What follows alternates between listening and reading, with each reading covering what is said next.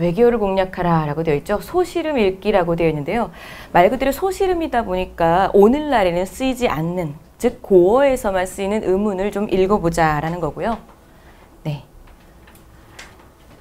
여러분의 프린트물하고 지금 여기에 띄어져 있는 이제 화면하고 동일한 게 이제 좀 띄어져 있을 거예요. 네, 필기를 같이 따라와 보시면서 저하고 이제 진행을 하시면 될 것 같아요.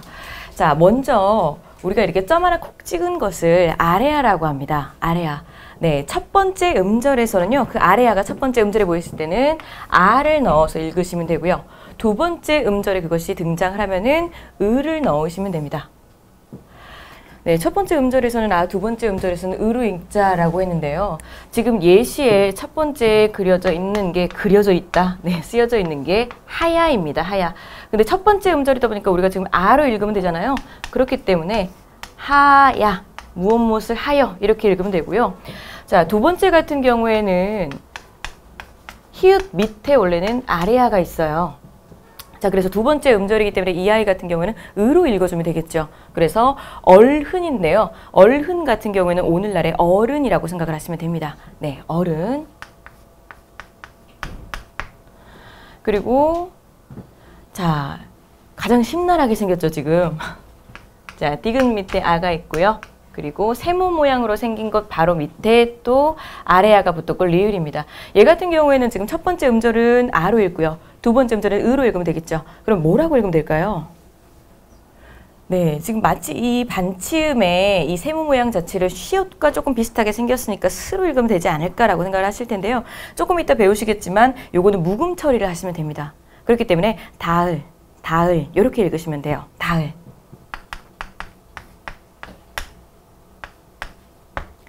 자, 그 다음에 두 번째 줄을 보시면은요, 한 가지로 이렇게 나왔잖아요. 자, 한 가지로. 그러면 첫 번째 음절이기 때문에 마찬가지로 아를 넣어서 한 가지로 이렇게 읽어주시면 되고요. 그 다음에 자, 요 글자는 우리가 지금 두 번째 음절에 있으니까 모두들 쉽게 읽으실 수 있을 것 같아요. 뭐라고 읽으면 될까요? 네, 아들 되겠죠. 아들, 아들, 아들. 자, 밑에 문장이 조금 길게 나왔는데요. 자, 이것 같은 경우에는 이제 그 백제시대의 가요 중에 그 정읍사라고 있잖아요. 제가 알기로는 정읍사도 지금 기출에 한번 나온 적이 있더라고요. 네, 정읍사의 가장 첫 번째 구절을 지금 따왔는데요. 지금 디귿, 아레아, 리을 이렇게 되어 있죠? 그래서 이렇게 하시면은요, 달하 이렇게 되어 있어요. 근데 이 달하를 갖다가 우리가 달을 부르는 이름이기 때문에 달아, 달아 이렇게 해석하시는 분들 많은데요. 그러면 애초에 달아라고 썼으면 됐겠죠. 네, 근데 달하라고 쓴 이유는 무엇이냐? 높임의 대상을 부를 때는요, 즉 동료나 친구나 연배가 같거나 어린 사람을 부를 때는 아야, 아나 야를 붙일 수가 있어요. 근데 뭐 부처님이라든가 혹은 임금님이라든가 혹은 굉장히 높은 대상을 부를 때는요, 높임의 혹격조사라고 해서 하를 붙입니다. 하를 붙이면 얘를 해석할 때도 똑같이 달아 하고 읽어버리면 안 되겠죠. 달님이시여 이렇게 읽으시면 돼요. 그래서 달님이시여, 달님이시여. 자, 높이 곰 이렇게 되어 있는데요. 높이 곰의 곰은요, 강세전미사예요. 그래서 강조를 하고 싶다라는 거예요. 오늘날에 가장 비슷한 거를 뭘 찾으시면 되냐면 좀 밥 먹자 이거랑 밥 좀 먹자 이거랑 다르잖아요. 좀 하나가 붙으면은 강조가 되죠. 이제 똑같은 의미예요. 근데 강조를 그럼 얘를 어떻게 해석을 할까요? 우리가 보통 강조를 할 때는 똑같은 말을 한 번 더 쓰면 강조가 되죠. 그렇기 때문에 달님이시여 높이 높이 높이 높이. 자, 그 다음에 도다샤 이렇게 되는데요. 자, 두 번째 음절이니까 도드샤 이렇게 하면 되겠죠. 근데 이때의 샤 같은 경우에는 오늘날의 시랑 같은 의미예요. 그러면 도드셔서 이렇게 되겠죠. 네, 주체 높임을 썼다라고 보셔서 도드셔서. 머리곰 비춰오시라. 자, 여기 똑같이 마찬가지예요. 강세점이다 쓰였으니까요. 그러면 멀리 멀리 비춰주세요. 이렇게 되겠죠. 그래서 멀리 멀리.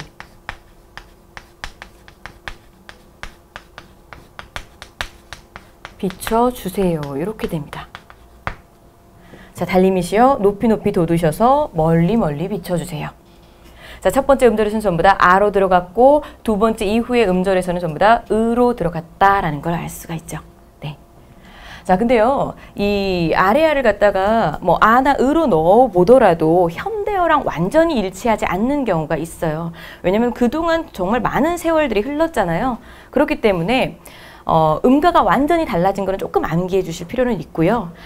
아닌 것들, 즉 나머지 것들은 소리 나는 그대로 읽어봤을 때 제가 이제 학생분들한테 뭐라고 하냐면 유딩처럼 읽어라. 맞춤법 다 틀리는 그냥 소리 나는 그대로 읽는다라고 생각을 하고 읽어봐라. 그럼 어느 정도 뜻이 통용이 될 것이다 라고 이야기를 해요. 네, 그래서 소리 내서 읽는 훈련, 읽는 습관을 좀 들여가면서 연습을 하는 게 좋습니다. 자, 두 번째 거 보시면은요. 똑같이 아래한데요. 한자어나 복합어 계열에서는 위치와 상관없이 그냥 다 똑같이 아로 넣어서 읽으시면 됩니다. 자, 그러면 태평하다, 아무 일 없다 할 때 무사하다라고 하죠. 네, 그래서 무사하다, 하다 이렇게 읽으시면 되고요. 그 다음에 어이구, 이 친구 같은 경우에는 이미 본인이 답이 고쳐져서 들어갔네요. 자, 여기 같은 경우에는요, 두 번째 음절을 쓰니까 선생님 이거 의가 아닐까요? 라고 생각할 수 있는데요. 잠이라고 하는 글자에다가 첫 이 붙었잖아요. 그래서 복합어가 됐죠. 그렇기 때문에 의로 읽지 않고요. 첫, 잠 똑같이 읽어주시면 됩니다. 자, 그리고 세 번째를 보시면은요, 이 아래야 혼자 쓰인 게 아니라 아래야 바로 옆에 이가 붙은 경우가 있어요. 이때는 아래야를 기본 아로 두시고 아와 이가 합쳐졌다고 생각을 하시면 돼요. 그럼 아와 이가 합쳐지면은 뭘로 읽죠? 그쵸, 에로 읽죠. 에로 읽으시면 됩니다. 에. 자, 그래서 예시를 보면은요, 여기에 비읍 다음에 아래야 들어갔고요. 그리고 이렇게 쓰였고 발 이렇게 되어 있는데요. 아래야 들어갔으니까 아로 넣고 이를 합쳐주니까 백이 되겠죠. 자, 그럼 이렇게 해주시죠. 백발, 백발.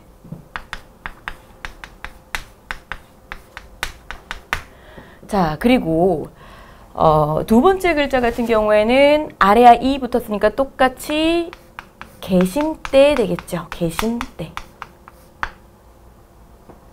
그리고 세 번째 같은 경우에도요.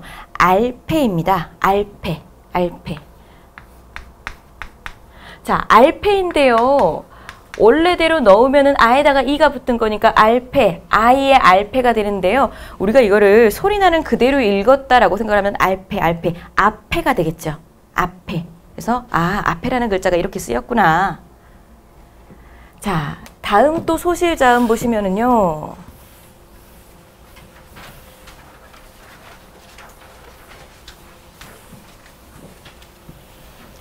이 희한하게 생긴 글자가 있어요. 비읍 밑에 바로 이응이 붙었잖아요. 이 친구를 갖다가 우리가 순경음 비읍이라고 불러요. 순경음 비읍.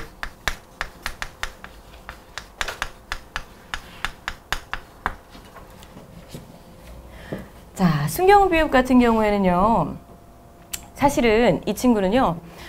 말 그대로 순음은 순음인데 경음 조금 가볍게 읽어야 되잖아요. 그래서 원래는 브가 아니라 브 요 정도로 읽혔다라고 해요. 근데 이걸 해석을 하실 때는 그 발음을 똑같이 따라하지 마시고요. 그냥 차라리 묵음으로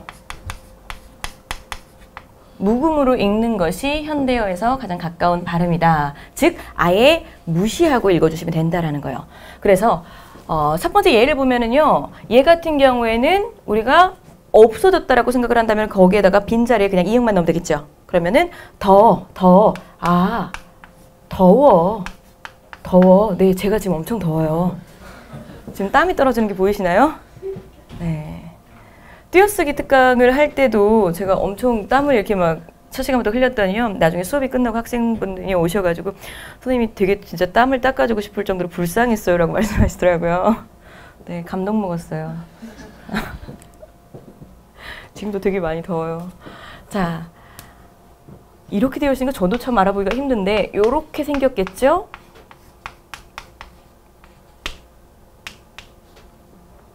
자, 이렇게 생긴 글씨는요. 우리가 조금 전에 배운 걸 한번 응용을 해보면은요. 첫 번째 음절에 아래야가 있으니까 뭐라고 읽죠? 네, 가라고 읽죠. 그리고 두 번째 음절에는 이 두 개가 합쳐지면 배가 되겠죠. 그러면 가배야 은 이렇게 됩니다. 가배야은. 가배야은 무슨 뜻일까요? 그렇죠. 가벼운. 가벼운, 가벼운 이렇게 되죠. 가벼운. 가베야은 현대어로 풀면 가벼운. 자, 그 다음에 이제 처용가죠. 처용가의 한 구절을 따왔는데요. 실제 처용가도 제가 알기로는 그 기출이 예전 기출이 한번 실린 걸로 알고 있는데 처용가의 그 내용이 그런 내용이잖아요. 그 동해 용왕의 막내 아들을 보내주셔서 그 막내 아들을 갖다가 그 나라의 신하로 삼았는데, 그러니까 가장 예쁜 여자를 아내로 맞이하게 해주고 이제 신하로 삼았는데 밖에서 놀다가 들어와 보니까 내 집에 딱 왔더니 이 그 텐마루 밑에 신발이 내 아내 신발이랑 모르는 남자 신발이 이렇게 있더라. 근데 밖에 나가서 이제 이렇게 들어가서 이제 멱살을 막 잡고 이러는 게 아니라 밖에서 아, 2개는 내 건데 2개는 누구 거? 하고 이렇게 노래 부르니까 거기에 있던 남자가 나와가지고 아, 당신의 이런 관용에 내가 깜짝 놀랐다. 당신 있을 땐 이제 절대 오지 않겠다. 네, 이렇게 했다는 그 처용가의 내용이잖아요. 실제로 학계에서는 그걸 뭐라고 보냐면요. 처용이 있으면 그러면 더 이상 오지 않겠다라고 했잖아요. 그래서 처용의 얼굴을 본따다가 이제 기와에다가 이렇게 두면은 더 이상 그 처용에게 오지 않겠다라고 말했던 그 사람이 사실은 병을 주는 역신인 거고, 역신이 오지 않을 테니까 처용의 얼굴을 이렇게 기와에다 붙였다라고 하는데요. 실제로 그 기와의 얼굴을 보면요. 눈 되게 커요. 코도 되게 오똑해요. 네, 그래서 아마 학계에서는 이야기하기를 그 동해 용왕의 막내 아들이 아니라 표류되어서 이제 떠내려온 서양인일 것이고, 그리고 머리가 노랗고 눈이 크고 코가 굉장히 오똑하고 하다 보니까 언어도 통하지 않으니까 아마 이 정말 용왕의 아들인가 보다. 그렇게 해서 이제 오늘날에 내려오기로는 말이 통하지 않는 다른 세계의 사람이 왔다. 이제 이렇게 본다라고 해요. 자, 그러면요, 이거를 한번 읽어볼게요.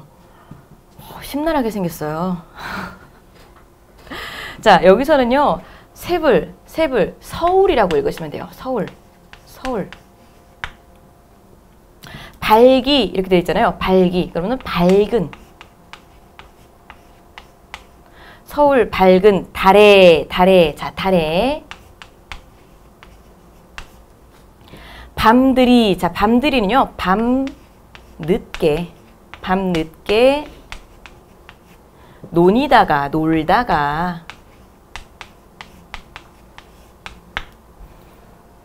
자, 집에 와서 다리를 보니까 다리가 4개였다.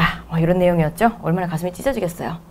자, 이때 이 서울 같은 경우에는요, 그냥 서경, 수도 이런 정도로 생각을 해주시면 되고요. 가장 번화한 곳에서 놀다가 들어왔더니 이 정도로 해석을 해주시면 됩니다.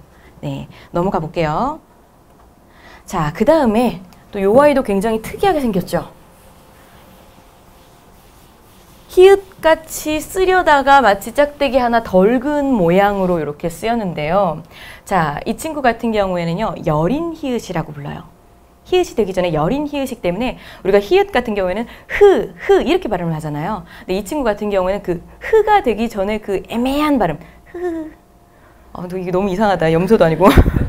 네, 흐 하고 굉장히 얇게 원래 발음을 해주는 건데 우리가 해석을 하기 위해서는 소리값은 없다. 즉 아예 무시하고 읽으시면 된다라는 거예요. 그럼 얘는 여린 히읗. 자, 예시 바로 보시면요, 용비어천가의 한 구절이에요. 기산, 올무샴도, 오르심도, 하늘 했는데 뒤에 지금 애매하게 여린 히읗 붙었죠? 하지만 묵음으로 처리하라고 무시하라고 했으니까 그냥 리을만 읽어주시면 되고요. 하늘, 그리고 요 글자 같은 경우에도 이제 제가 곧 알려드릴 텐데요. 애매하게 지금 초성에 서로 다른 이 자음들이 붙어 있잖아요. 그럴 때는 뒤에 것만 된 소리로 읽어주시면 돼요. 그러면은 얘 읽으면 뭐가 될까요? 그렇죠. 뜻이시니, 하늘의 뜻, 이시니, 요렇게 됩니다. 이시니. 네. 용비어천가가 사실은 고려의 유신이 위화도 회군을 해서 자기네 나라를 자기가 치고 나서 왕이 됐는데 나는 신하여서 임금의 자리를 차지했지만 다른 신하가 내 자리를 또 차지하면 안 되는 거잖아요. 네, 그렇기 때문에 이 조선이라는 나라를 건국하는 데는 정당성이라는 게 있었어. 그리고 또 하나는 훈민정음을 만들어 놓기는 했는데 반포하기 전에 이거 좀 써먹을 수 있는 효율적인 글일까? 이 두 가지 목적성을 가지고 썼던 게 용비어천가거든요. 그 용비어천가의 한 구절이 바로 여기에요. 기산의 오르심도 하늘의 뜻이니, 즉 이렇게 나라를 세우게 된 것도 하늘이 정해놨으니까 이건 당연한 거였어. 정당한 거였어. 라는 구절인 거죠. 네.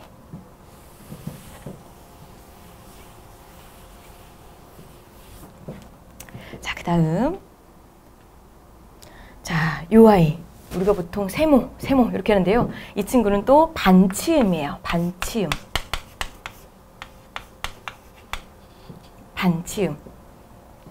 반치음은 말 그대로 치음, 즉 치아에서 만들어지는 글자인데 얘도 말 그대로 반이에요. 반이기 때문에 우리가 지읒 같은 경우에는 발음할 때 즈 이렇게 발음을 하잖아요. 근데 쟤도 반만 발음을 해줘야 되거든요. 그러다 보니까 스도 아니고 즈도 아니고 그 중간 발음 스 이런 발음. 네, 실제로 우리나라가 조금 전에 하나씩 언급해드렸던 뭐 아래아라든가 순경음 비읍이라든가 여린이읒이라든가 반치음이라든가 이런 것들이 오늘날에 계속 쓰이고 있었다면 영어에서의 발음을 더 원어민스럽게 발음할 수 있었다라고 해요. 네, 그래서 우리가 왜 집으로 할 때도 이때 그 반치음이 있다면 그 발음을 훨씬 더 유사하게 발음을 할 수가 있다라고 말을 하는데요. 자, 이 반치음 같은 경우에 얘도 마찬가지로요.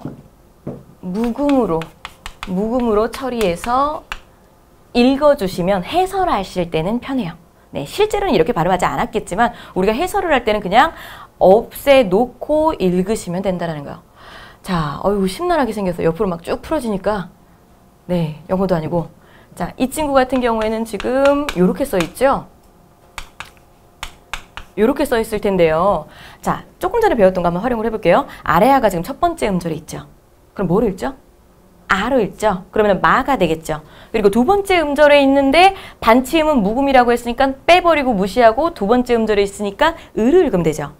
그리고 세 번째 음절에서는 아래아와 이가 합쳐져 있으니까 뭐라 읽죠?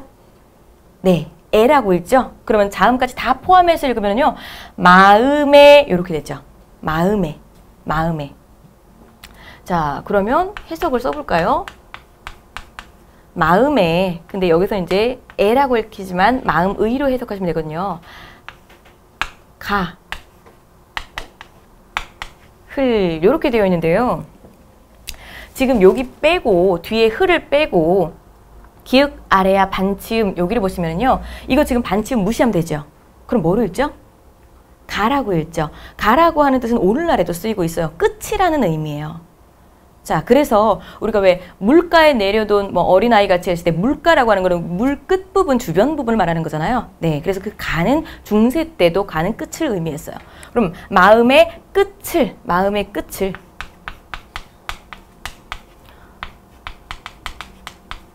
좇고 싶구나 라는 말입니다.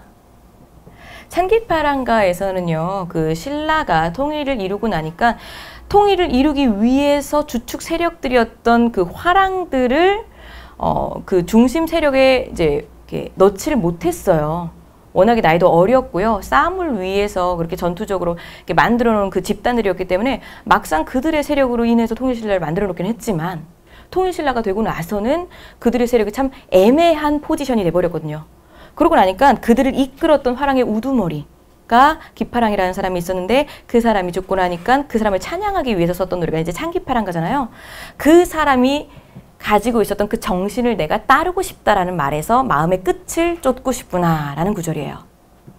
자, 그 다음에요. 이 사각꼭다리 같이 생긴 이 이응은요. 우리가 이 친구를 예디응이라고 부릅니다. 예디응.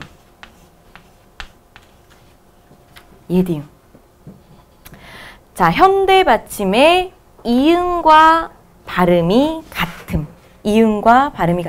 자, 근데 이제 여기에서 조금 잘 봐주셔야 돼요. 어우, 심란하죠?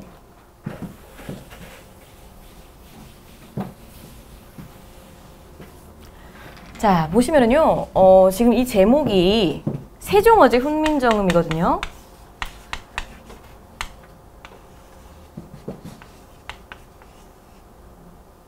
생종, 엉쟁, 사실 이렇게 쓰였는데,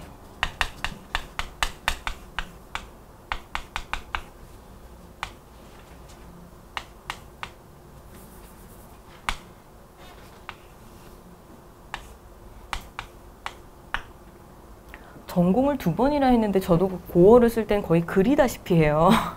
네, 이건 그리는 것 같아요. 근데 우리가 이거를 그대로 읽었을 때는요, 지금 이렇게 돼 있죠. 이거 그대로 읽으면 방금 세종어제 훈민정음이라고 하지 않으셨나요? 근데 얘를 읽을 때는 세종어제 훈민정음, 쓸 때는 왜 생종엉쟁 이렇게 해놓으셨나요? 자, 잘 보시면은요, 제가 지금 티가 나겠었는지 모르겠어요. 세종 할 때는 이렇게 꼭다리가 달려 있어요.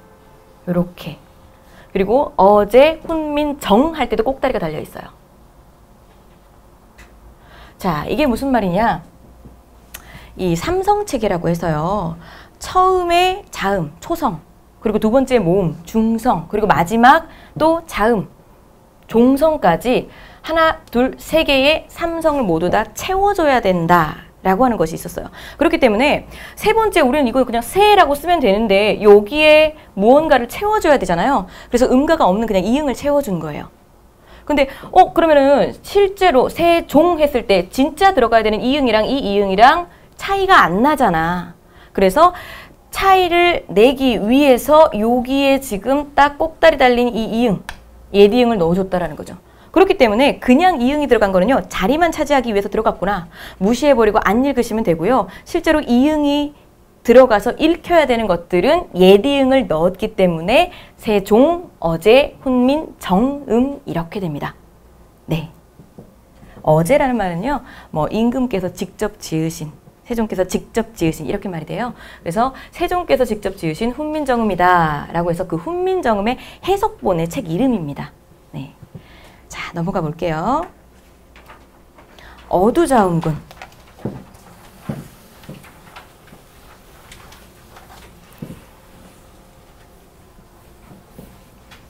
어두자음군.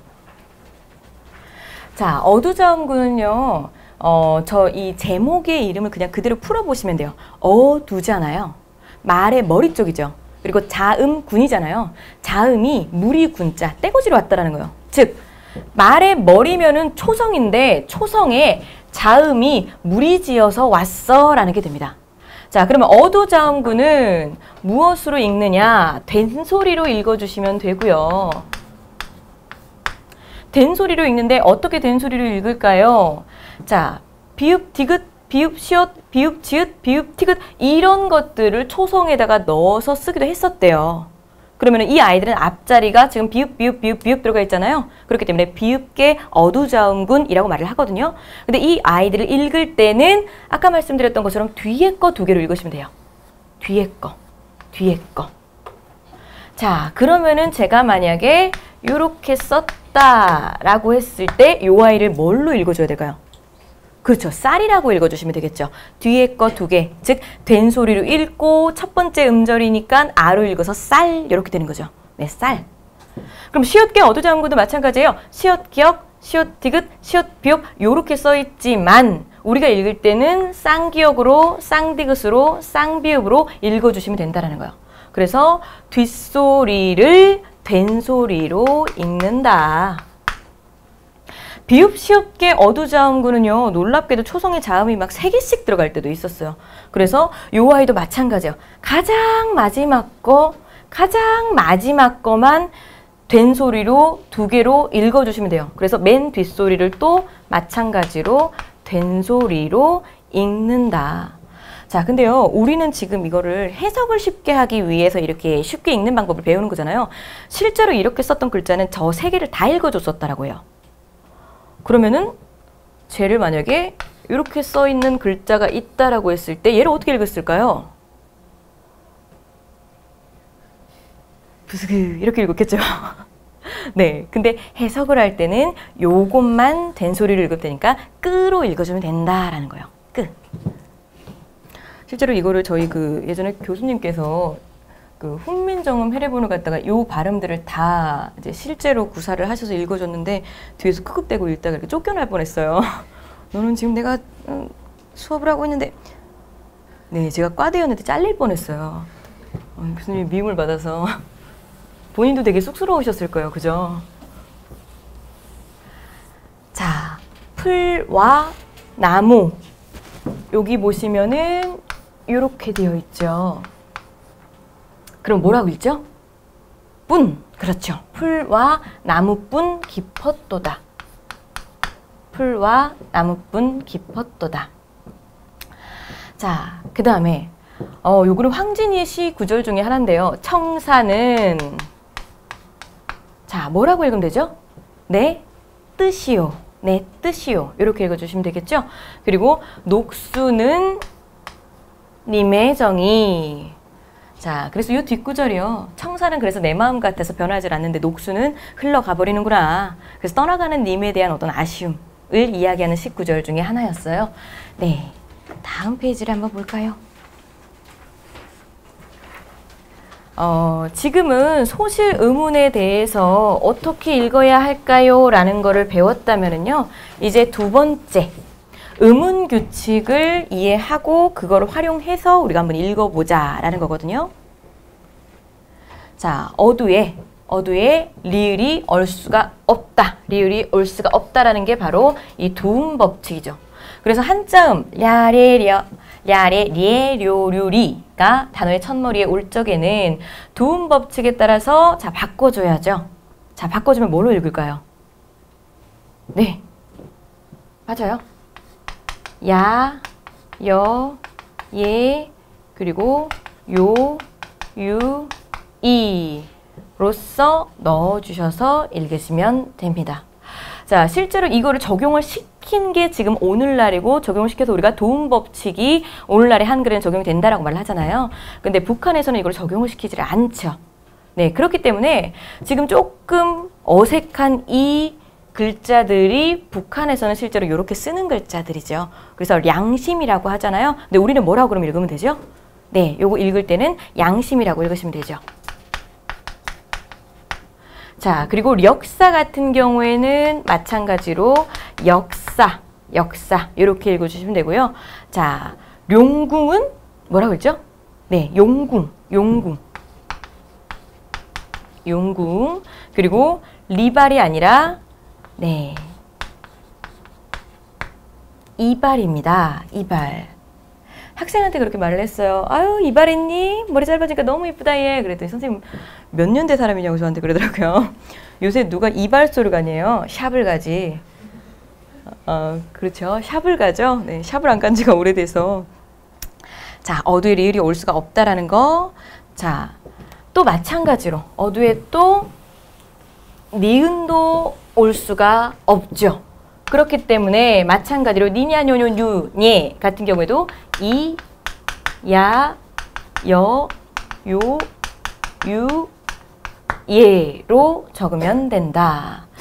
자, 실제 고어 같은 경우에 고전시가 같은 경우에는 이 도움 법칙이 아직 적용이 안 된 상태의 이 글자들로 나타나기 때문에 이봐, 니웃더라 이렇게 나오잖아요. 그럼 우리가 읽을 때는 알아서 도움 법칙을 적용시켜서 아, 이봐, 이웃더라 산수 구경 가자스라 이렇게 읽어주시면 돼요.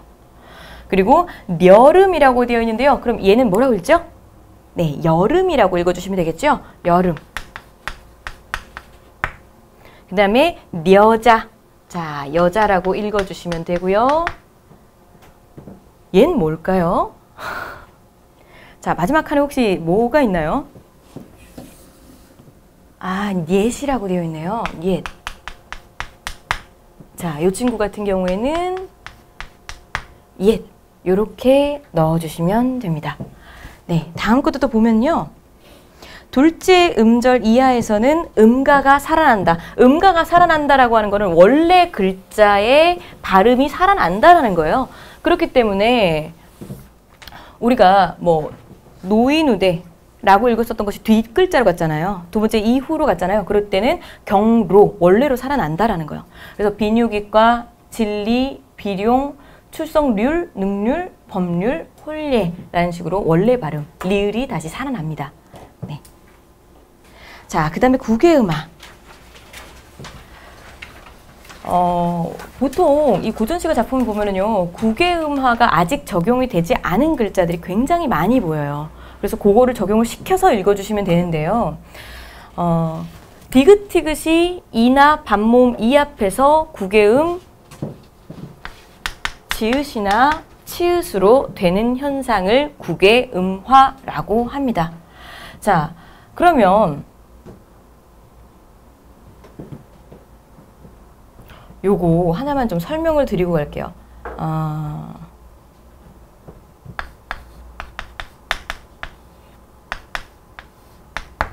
교타라고 하는 글자가 있어요. 교타. 자, 오늘날의 이 친구가 혹시 뜻이 뭔지 아시나요? 네, 좋다죠. 좋다. 좋다. 자, 근데 교타가 좋다가 된 이유도요, 마찬가지로 국외음화의 현상을 여기에서 적용을 시켜서 좋다로 바뀐 거거든요. 근데 지금 보시면은 디귿, 티귿이 이나 반모음 이를 만나야 되는데 지금 여기 어딜 봐도 이가 없어 보이잖아요. 자, 얘를 한번 풀어볼게요. 돛을요, 풀어버리면은 디귿과 모음 요와 그리고 히읗이 만난 거잖아요. 근데 이때 요 같은 경우에는요, 이중모음이거든요. 이중모음. 우리가 보통 단모음이나 이중모음을 물어볼 때 뭘 가지고 이중모음이라고 하죠? 라고 하면 이중모음을 보통 이렇게 잘못 기억하고 계시는 분들이 많아요. 예를 들어서 선생님 요런 거는 오랑 이가 만났으니까 이중모음이요. 혹은 요런 거는 아나 이가 만났으니까 이중모음이요. 이렇게 생각을 하시는데, 이중모음 같은 경우에는요, 중간에 발음할 때 중간에 혀나 입의 모양이 바뀌면 그게 이중모음이에요. 그래서 우리가 왜 처음부터 끝까지 발음할 때 바뀌지 않죠. 그리고 또 바뀌지 않죠. 다 단모음이거든요. 근데 이 친구 같은 경우는 발음을 했을 때 최대한 천천히 발음하면 이요 이렇게 되죠. 이요 바뀌죠. 그럼 이중모음이거든요. 근데 이 이중모음 방금 제가 천천히 발음한 그대로 풀면은요, 이요 이렇게 돼요. 이요. 그럼 지금 앞에 이가 숨어 있는 거죠. 이때의 이를 우리가 반모음 이라고 해요. 반모음 이. 생긴 거는 단모음의 이랑 똑같이 생겼지만 이중모음의 앞에 숨어 있는 이는 반모음 이라고 해요. 자, 그러면 이제 국외음화가 적용이 되겠죠. 요렇게가 묶이죠. 그럼 디귿과 이가 만났으니까 뭘로 바뀌죠? 지읒으로 바뀌죠. 네, 지읒으로 바뀌고요. 지읒과 그리고 오, 그리고 남아있는 히읗이 합쳐지니까 요렇게 만나서 좋다가 된다는 거죠. 네, 그래서 국외음화, 이중모음 안에 숨어있는 국외음화 현상도 우리가 생각을 하고 염두를 하고 읽어주면 된다라는 거. 자, 요 글자는 어떻게 생긴 글자죠? 대전인가요? 네, 대전이죠, 대전. 자, 요 친구 같은 경우에는 근데 지금 대전, 요거는 잠깐 패스. 대전, 지금 뭔가 오타가 하나 난 것 같아요. 디다 아니고 얘는 그러면 적용이 되면은 지다가 되죠. 지다. 자, 근데 이 지다가요, 우리가 보통 지다는 어떨 때 지다를 쓰죠? 꽃이 지다 할 때 지다를 많이 쓰죠. 근데 이 지다의 뜻이요, 뭔가가 시들다라는 의미의 지다가 아니고요. 지다는 원래 떨어지다예요. 떨어지다. 그래서 이 고전시가 작품을 보시면은요, 눈물이 디자 이렇게 나오는데요. 눈물이 떨어지자마자 이런 의미가 돼요. 그래서 꽃이 지다라는 것도 꽃이 시들다가 아니고 이제 꽃잎이 떨어지면 우리가 꽃이 졌다라고 하잖아요. 그래서 디다가 나오면 디다는 지다이고 지다는 이꼴 떨어지다구나. 이렇게 생각하시면 됩니다. 네, 지다. 그리고 세 번째는요. 제가 앞자리에서 참 도움을 많이 받습니다. 감사합니다. 네, 얘가 지금 교타죠. 1교시가 끝나고 난 다음에 제가 쉬는 시간에 이걸 다시 한번 점검을 해볼게요. 제가 이 글자를 안 넣었을 리가 없는데 지금 싹 보고 사실은 굉장히 당황해서 지금 이거보다 먼저 풀어드린 거였어요. 자, 얘 풀면은 좋다가 되죠. 좋다. 자, 그 다음에 둔국입니다. 둔국도 마찬가지로 이중모음 들어가 있는 거죠. 그럼 디귿과 이가 만났으니까 그렇죠. 지읒이 되고요. 남아있는 우. 그래서 중국이 됩니다. 중국. 그리고 디에듀 같은 경우에도요. 디에듀도 풀면은요. 자, 얘도 한번 풀어볼까요?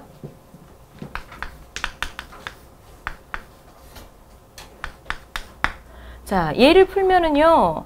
디귿과 얘가 되고요. 얘 같은 경우에가 지금 발음했을 때 이에 이렇게 되잖아요. 그럼 얘도 이중모음이잖아요. 이 플러스 에예요. 그러면 요렇게 합쳐서 국외음화 현상을 만들어 놓으면은 지읒이 되고 지읒 에. 그리고 얘를 또 끌고 와서 디귿과 요에서 요 친구를 또 이와 오로 풀면 이렇게 풀었을 때 또 지읒이 되죠. 그래서 결론적으로는 뭐냐? 제조가 됩니다. 제조. 제조의 뜻은요. 여러 가지 소리로 우는 새, 즉 우는 새를 말해요. 우는 새. 제조. 자, 이 제조가 설마 우리가 저 뒤에도 저런 것까지 알아야 될까요? 저런 글자 처음 보는데 저 글자가 나왔던 작품이 상춘곡이고요. 상춘곡에서는 이 봄의 완상을 노래하는 작품이잖아요. 그래서 이 봄의 완상을 이야기하는 장면 중간에 이제 수풀에 우는 새는 이렇게 나오면서 이제 제조가 나와요. 그 상춘곡 같은 경우에도 분석을 해보니까 기출이 한번 실렸었던 작품이더라고요. 네, 꼭 알아둬야 되는 단어입니다.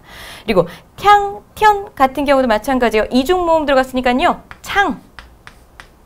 그리고 천 그럼 뭐가 될까요? 그렇죠. 천이 되죠. 천. 그래서 창천, 창천 이렇게 됩니다. 창천. 자, 그 다음에 이제 원순모음화. 원순모음화.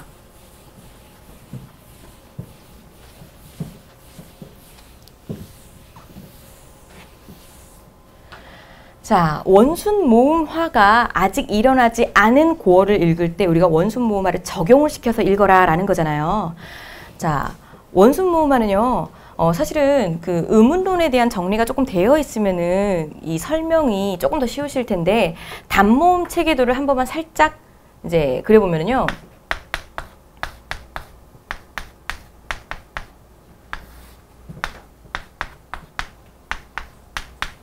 요렇게 돼요. 제가 지금 자세하게 다 쓰지는 않았는데요. 지금 요 앞에 있는 아이들, 요 편 갈라놓은 이 아이들이 지금 전설이 되고요. 그리고 그 뒤가 후설이 돼요. 자, 어쩌다 보니까 지금 문법 설명까지 들어가고 있는데요. 전설의 전자는 당연히 앞전자겠죠. 설자는 무슨 설자죠? 혀설자죠. 네, 그래서 혀의 앞부분이 가장 올라가서 전설 발음되고 혀의 뒷부분에 닿아서 소리가 난다는 건데, 여기서 지금 또 이렇게 이열로 세워놨잖아요. 이렇게. 그럼 여기는 평순이라고 부르고요. 그리고 여기는 원순, 평순, 원순 이렇게 불러요. 이게 무슨 말이냐? 평순은 입술 순자잖아요. 그래서 실제로 발음했을 때 입술이 평평해진다는 거죠. 그래서 우리가 얘 발음하면은 이, 에 입술이 실제로 찢어지죠. 에 이렇게. 그리고 원순 같은 경우에는 지금 요 가장 쉬운 얘만 보면은 우, 오 입술이 동그래지잖아요. 네, 원순이에요. 근데 원순 모음 화라고 하는 거는 그럼 원순화 됐다라는 거니까 평순인 놈이 원순이 됐다라는 거잖아요. 네, 그래서 여기에 있던 의가 현대 국어에서는 이렇게 넘어와서 우로 발음되게 되었다라는 거예요. 자, 그러면은 우로 바꿔서 읽어주면 되겠죠. 그러면은 물은 물이 되고요. 불은 불이 되고요. 풀은 풀이 됩니다. 자, 그래서 이 고어를 읽을 때도 문법과 완전히 동떨어질 수는 없다라는 거. 네, 그리고 실제로 이 표를 조금 외워놓으시면은요, 단모음 체계도 하고 이 자음 표 같은 경우는 외워두시면 문제 풀 때 좀 많이 활용이 돼요. 근데 단모음 좀 전에 설명드렸던 것처럼 발음할 때 중간에 입술이나 혀의 모양이 바뀌면 안 되잖아요. 근데 이상한 게 있지 않나요? 중간에 바뀌는 거? 얘네 있죠, 얘네. 얘네 같은 경우는 실제로 우리가 발음했을 때 중간에 바뀌잖아요. 위 이렇게 바뀌죠. 위, 참, 왜. 이거 현대인들이 다 발음을 잘못하는 거라고 해요. 그래서 위가 아니고요. 사실 얘도 안 바뀌어요. 유예요. 유. 그리고 왜 같은 경우에도요. 발음이 참 찐따 같죠. 네, 근데 안 바뀌죠. 네, 단모음이 맞아요. 단모음이 맞는데 하도 사람들이 이중모음처럼 발음을 하니까 뭐라고 하느냐, 위나 왜 같은 경우에만 이중모음으로 발음하는 것만 허락해 줄게. 근데 그렇다고 단모음 아니야. 자, 죄송합니다. 이중모음 아니야. 단모음은 단모음인데 발음만 이중모음으로 하는 거 허락해 줄게 라고 인정받은 애들이 독특하게 얘네 두 개라는 거죠. 그래서 실제로 발음했을 때도 얘네가 입술 동그랗죠? 동그래지고요. 그래서 이렇게 10개의 아이들이 전부 다 단모음. 그래서 단모음 체계도. 평순이던 놈이 원순으로 넘어가서 원순 모음화가 된 것. 그래서 은은 우로 바꿔서 읽어주시면 된다. 네. 이상한 발음 할 때마다 사실은 지금 등줄기에 땀이 흘러요. 자, 이제 쓰는 것에도 공식이 필요해. 고어를 읽는 방법에서의 마지막 이 세 번째 한번 진행을 해보고요. 그리고 쉬는 시간을 조금 드릴게요.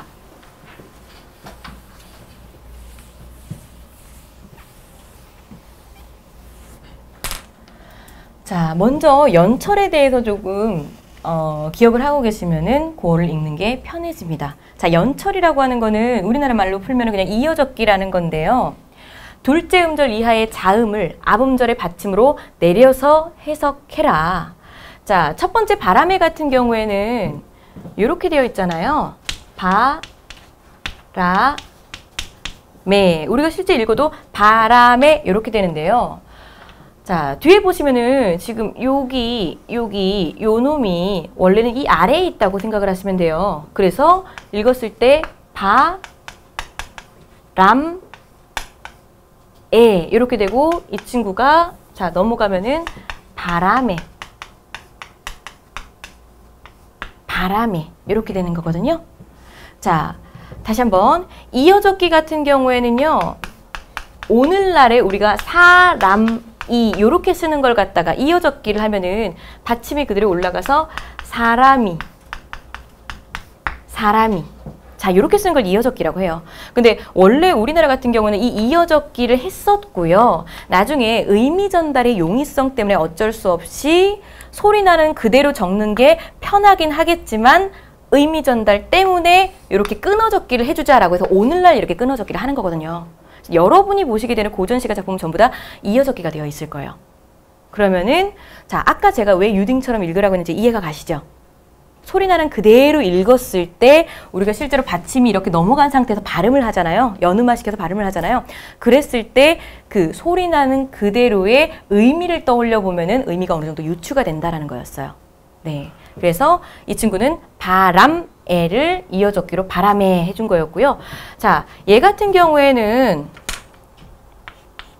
지금 이렇게 써 있죠.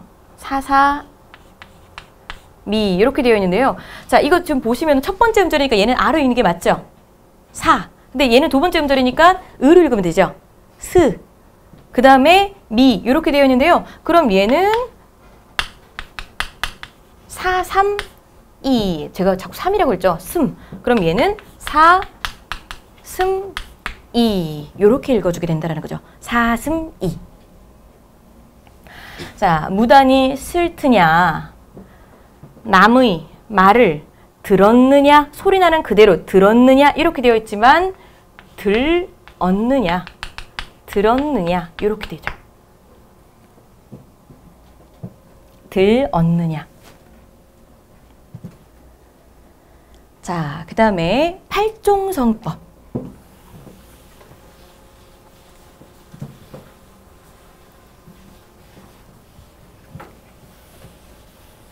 팔종성법도요. 이 제목의 이름의 뜻을 그대로 풀면은요. 종성이잖아요. 종성에 오는 것을 8개만 허락한다라는 게 바로 팔종성법이에요. 잠깐 설명을 드리면요. 1443년에 무슨 일이 있었죠? 대답이 나와주시는구나. 감사합니다. 우리 고등학생들한테 1443년에 무슨 일이 있었을까? 네, 이렇게 물어보지 않고 훈민정음이 언제 만들어졌을까? 아이들이 1800... 놀라워라. 근데 만들고 나서 바로 반포를 하지 않았잖아요. 점검의 과정이 있었잖아요. 점검의 과정을 거치고 나서 반포를 한 게 3년 후인 1446년이었어요. 근데 처음에 만들 때는요. 초성 만들었죠. 자음 만들었거든요. 그리고 두 번째 중성도 만들었어요. 근데 종성은 우리 따로 만들지 말자. 그냥 애초에 만들어놨던 초성에 있는 놈을 그대로 갖다 쓰자라고 했어요. 그래서 그때는 종성 부용 초성이었거든요. 종성부용 초성을 해서 모든 자음들 전부 다 종성에서 다 쓸 수 있게 하자라고 했더니 이게 아닌 것 같은 거예요. 왜? 중간에 1445년에 조금 전에 말씀드렸던 이거 훈민정음 반포시키기 전에 쓸 수 있는지 한번 활용해볼까? 용비어천가 만들었다라고 했었죠.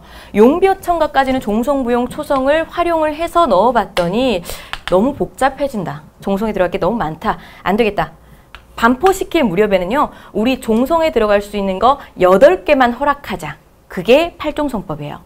그러면 종성에 쓰이는 받침 8개가 지금 이렇게 보시죠? 기역, 니은, 디귿, 리을, 미음, 비읍, 시옷 그리고 이응 아닙니다. 예디응이에요. 네, 이응의 역할을 할 수 있는 예디응이에요. 자, 그렇기 때문에 실제로 오늘날의 디귿, 디귿, 지읒, 치읒 이렇게 되어 있는 것들은 어떤 걸로? 시옷으로. 그리고 피읍 같은 경우에는 비읍으로. 키읔 같은 경우에는 기역으로. 그리고 티귿과 치읒 같은 경우에는 자 여기 보이시죠? 디귿. 그래서 여러분이 보셨을 때 시옷, 비읍, 기역, 디귿 이런 걸로 써 있는 거는요. 원래 글자는 이런 받침들일 수도 있겠다라고 하는 걸 염두하고 읽어보시면 된다라는 거예요. 그래서 이 친구 같은 경우에는 지금 이렇게 써 있죠. 자, 그럼 얘를 우리가 읽었을 때는 뒤에 거 2개죠? 그러면은 꽃, 실제 받침은 치읓인데 치읓을 종성에다 쓸 수가 없으니까 시옷을 갖다 썼구나. 팔종성법을 활용했구나. 이렇게 생각하시면 되고요. 그 다음에 돛따라라 이렇게 되어 있는데요. 이때의 돛은 지금 디귿이라고 되어 있지만 실제로는 돛, 시옷.